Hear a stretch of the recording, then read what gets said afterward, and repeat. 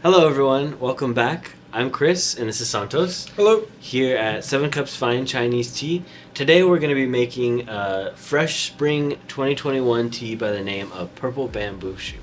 Do you want to tell us a little bit about that tea? Oh, absolutely, Chris. So our 2021 Purple Bamboo Shoot's actually kind of tea house favorite, at least between Chris and myself. Yeah. It definitely has caught our attention. Not only quality, but also its processing and production this year.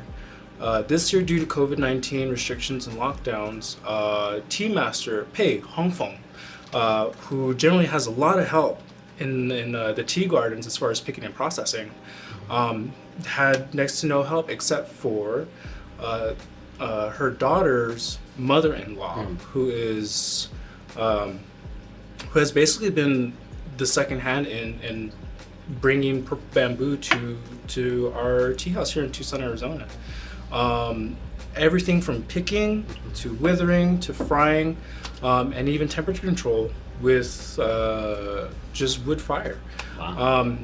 So purple bamboo this year has been handmade by two women in their mid-70s, actually.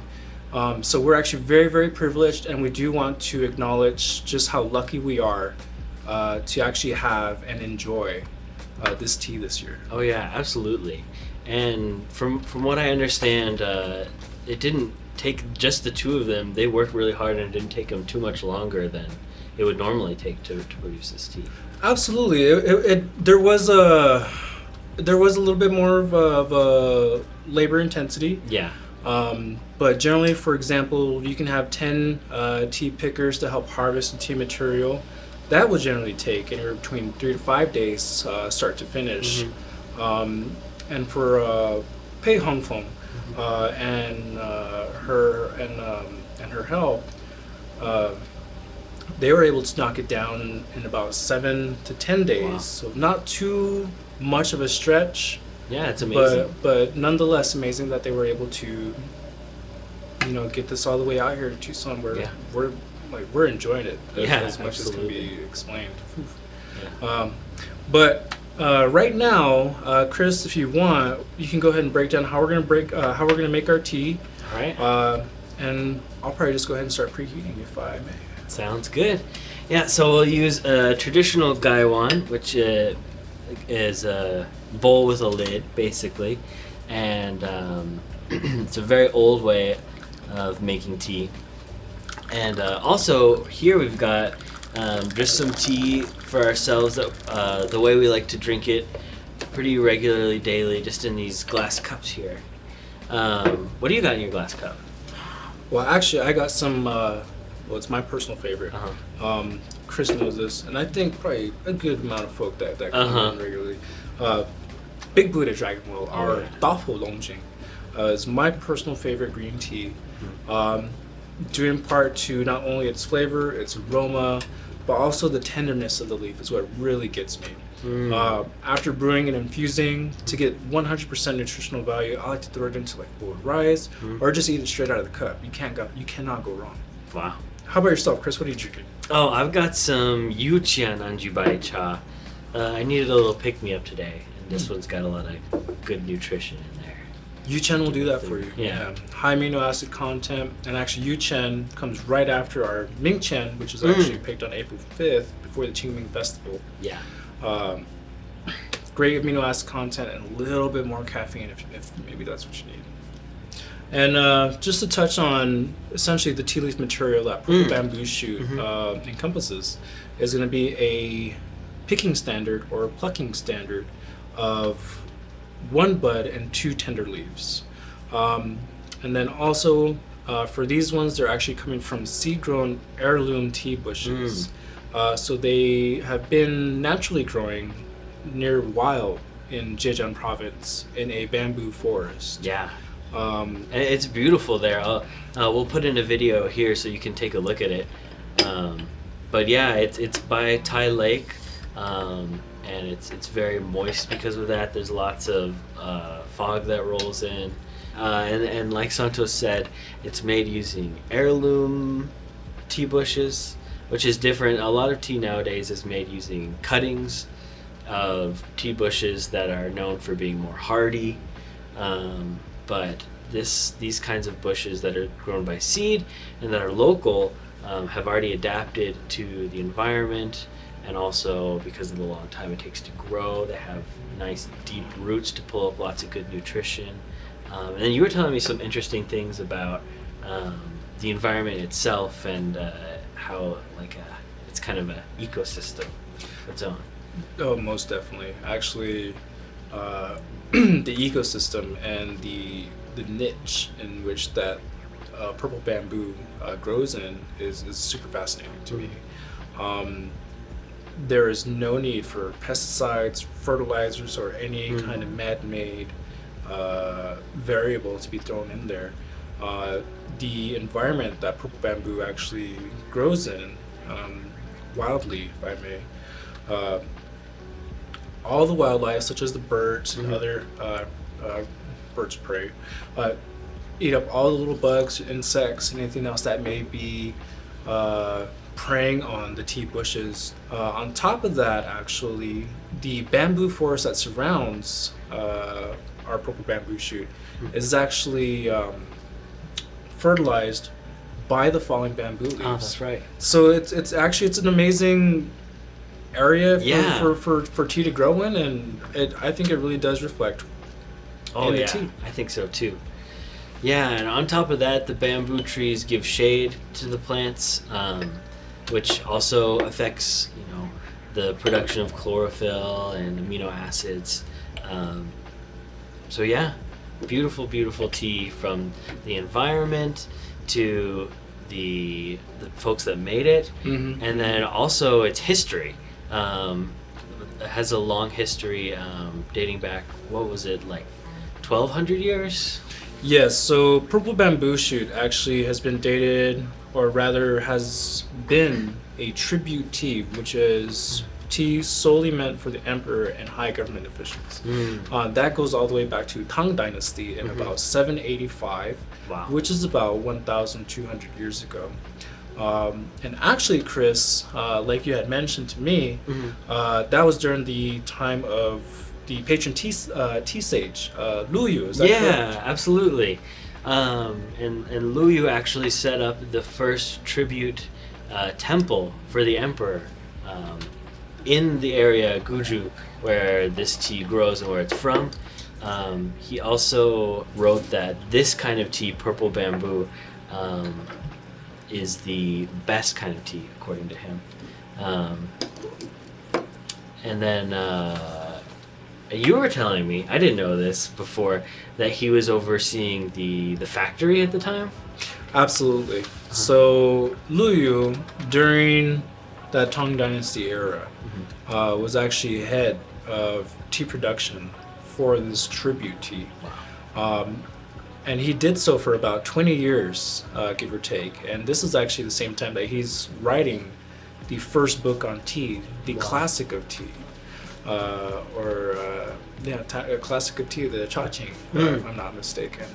And this was revolutionary at that time. At that point, there was no set standard for picking, growing, cultivar, or anything of the nature. It was more regional and independent farmers that were able to process tea based off of accumulative knowledge passed down through generations and learned experiences throughout their lives. For a little bit of context, Chris was actually telling me a lot about the purple bamboo shoot that came in. I myself haven't been able to really kind of take a good appreciation, a good time to brew it up and really kind of pick it apart. So that's pretty much what we'll be doing today. And actually, Chris, you had mentioned you had something about aromas, right? That you were really that you're really fascinated by. So for me, it's one thing that I'm picking out, especially in like the steamed leaf, how we're doing it now, is something that really reminds me of hot and sour soup. Some like really like the spice to it that I think is really interesting. I'm curious to see if you'll pick up on it too. So far, nobody else has, but it's kind of wild how teas tend to do that sometimes. Yeah, it's pretty crazy stuff. Smells or tastes different to different people. So yeah. All right, well, I'm gonna go ahead and jump right on in. Everyone is different as far as what kind of aromas, flavors, profiles. Everyone has a different palate, different experiences. So if you have any kind of experience with purple bamboo, whether that's from previous years or our new 2021, please feel free to comment. Please feel free to tell us what's kind of going on. What did you feel? What did you pick out in tea? And what kind of, what's calling to you in purple bamboo? Yeah, let us know in the comment section below.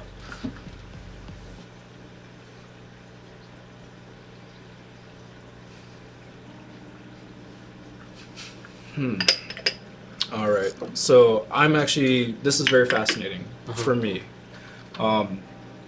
Right off the bat, for myself, I'm getting a lot of pine, nut, or pinon is actually kind of what I'm getting. The sweetness of a raw pinon, where it's very milky, it's very fleshy, or even almost like lychee or langan fruit, It has a very unique fruitiness to me. But it does have some savory notes, like Chris, how you had mentioned the sweet and sour. There's something savory in there. I can't quite pick it apart. I'm getting nutty, but if you want, by all means, feel free. Let's see what you think about it.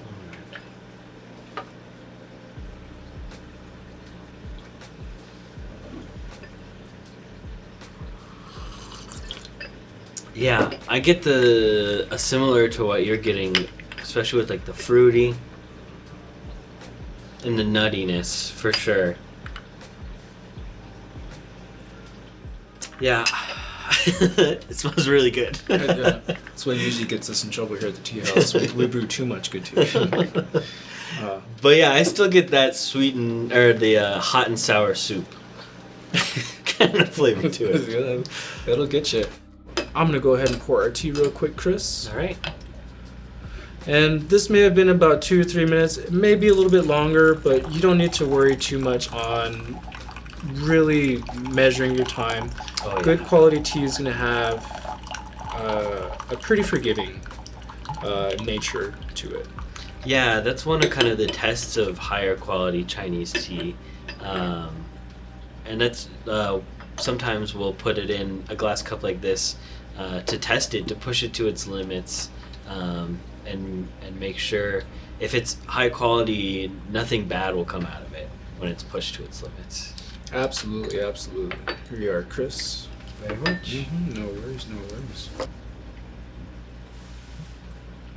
Well, Chris, if you want, take it away. Let's try it. This is going to be our first infusion, 2 to 3 minute infusion, and we're working with approximately 5 grams worth of tea leaf material, and also brewed at 190.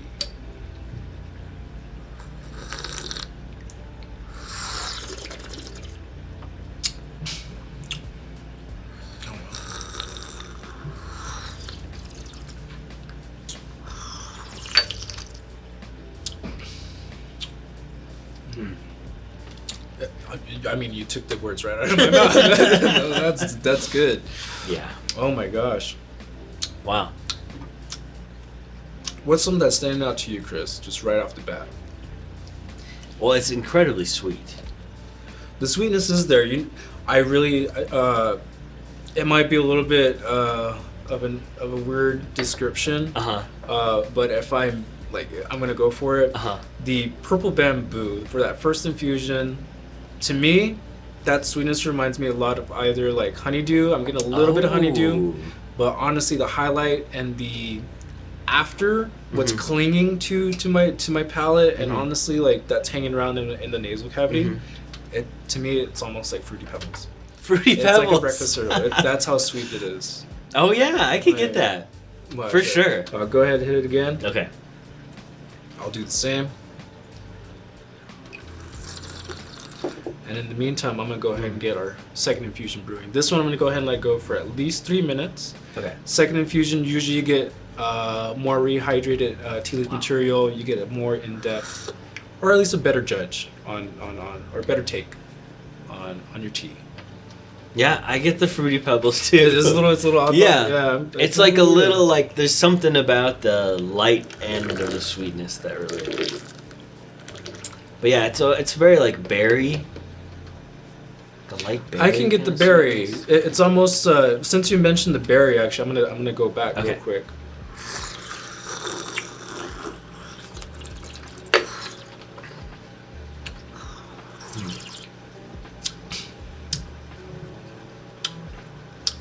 All right, so the berry I'm picking up on, for me personally, it's almost the aroma of like raspberries. Raspberries.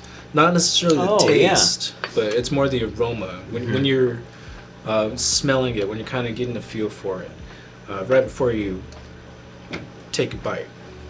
Does that make sense? It's a little bit weird. Actually, I'm gonna top this off real quick. Yeah, I can't not think of the Fruity Pebbles now. It's already in there. It's been accepted. Yeah, it's a little bit odd. But you know what? If y'all at home are kind of curious, you know, how can a green tea convey flavors like Fruity Pebbles and honeydew and pinions and things like that, or all the way on the other end of the spectrum, savory versus sweet, like how Chris described sweet and sour. Ultimately, it is just a balance of chemical and rich nutritional value in the tea leaf material. So your amino acid content is generally what's going to drive the sweetness. That's where you get your fruity, that's where you get your sweet, your floral aromatics. And then on the opposite end, you know, any polyphenols, flavonoids, which are basically amino acids as well, but your antioxidants as well as natural minerality, and just the way that that individual cultivar or variant is kind of put together, you get your savory, you get your complexities and layered flavors. Yeah. And that's one of the special things about teas. There's all that nutrition in there, and the nutrition correlates with the flavor. So I don't know. I'm used to thinking, things that taste good aren't as good for you. If you want to have medicine, you got to have something that tastes bad. But in this case, it's the opposite. And then generally, we think of it as whatever attracts you in tea is what your body needs at the moment. Most definitely, you definitely feel out what calls to you. What calls your body is what's generally going to push you in the right direction. Yeah. We're just here to help navigate the world of tea. Yeah. If you ever been in our tea room or ever stopped by, we've got well over almost a good 100 styles of tea and individual teas.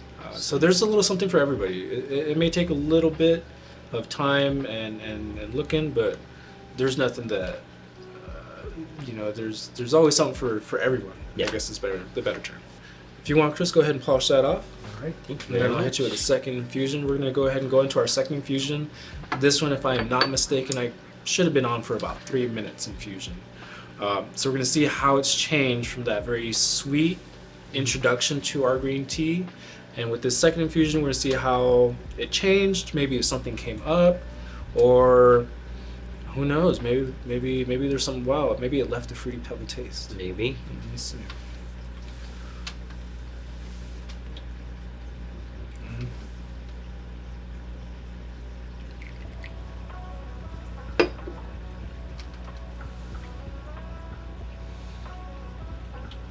See, right here, I'm picking up a little bit more on the sweet and sour.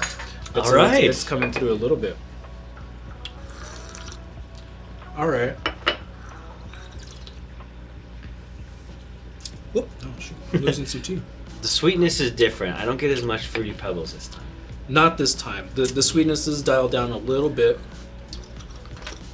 But definitely not a bad thing. There is subtle sweetness.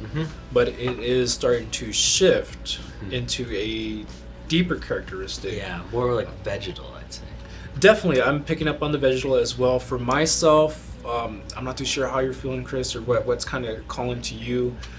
For me, dare I say, I'm getting almost like a daikon radish when it's being cooked. You know, you get a little sweet, you get some I could savory. definitely see that.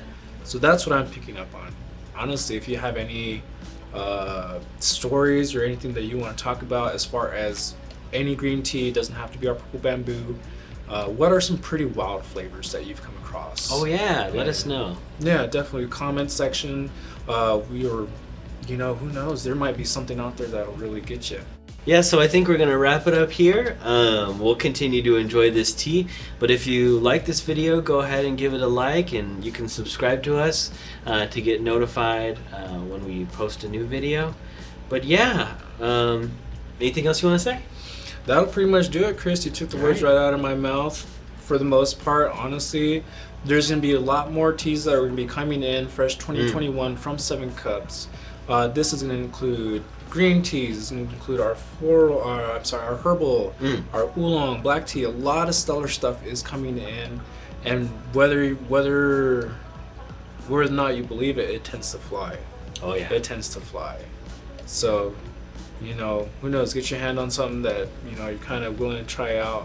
Like we said, everyone here be more than happy to help you out, and we'll find something that will suit your taste. Yeah, absolutely. Take care. Thank you for joining us.